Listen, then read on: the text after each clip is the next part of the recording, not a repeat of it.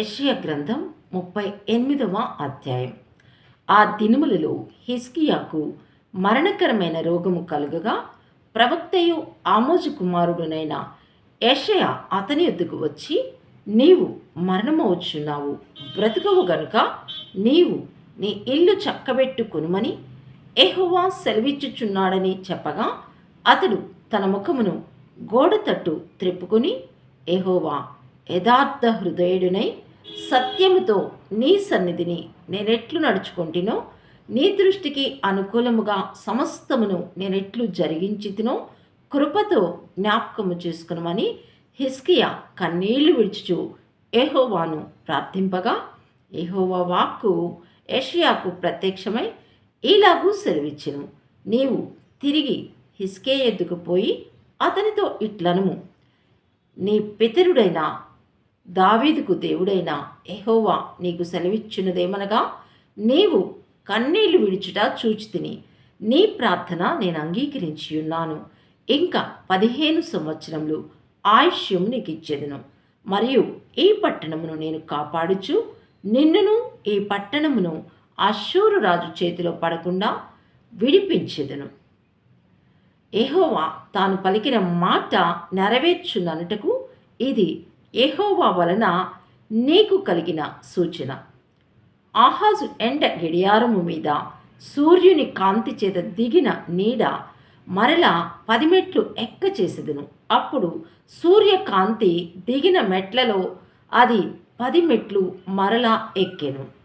యూదారాజైన హిజ్కియా రోగి అయి ఆరోగ్యము పొందిన తరువాత అతడు రచయించినది, నా దినముల మధ్యాహ్న కాలమందు నేను పాతాళ ద్వారమున పోవలసి వచ్చును, నా ఆయుశేషము పోగొట్టుకుని ఉన్నాను.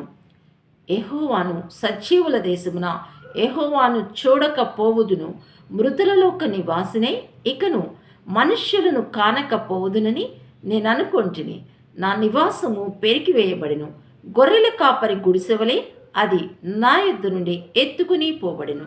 నేయివాడు తన పని చుట్టుకొనున్నట్లు నేను నా జీవము ముగించుచున్నాను. ఆయన నన్ను బద్దె నుండి కత్తిరించుచున్నాడు. ఒక దినములుగా నీవు నన్ను సమాప్తి చేయుచున్నావు. ఉదయమగు వరకు ఓర్చుకుంటుని. సింహము ఎముకలను విరిచినట్లు నొప్పి చేత నా ఎముకలన్నీ విరువబడెను. ఒక దినములోగానే నీవు నన్ను సమాప్తి చేయుదువు.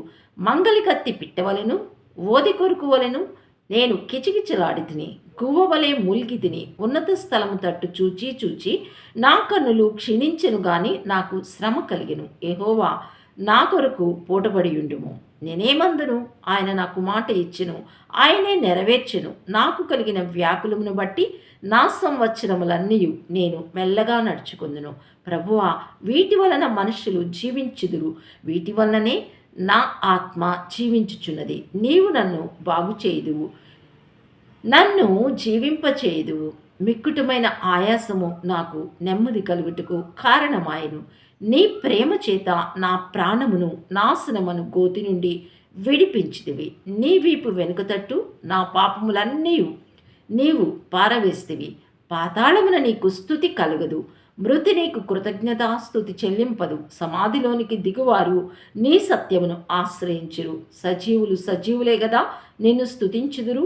ఈ దినమున నేను సజీవుడనై నిన్ను స్తుతించుచున్నాను. తండ్రులు కుమారులకు నీ సత్యమును తెలియచేతురు. యెహోవా నన్ను రక్షించువాడు.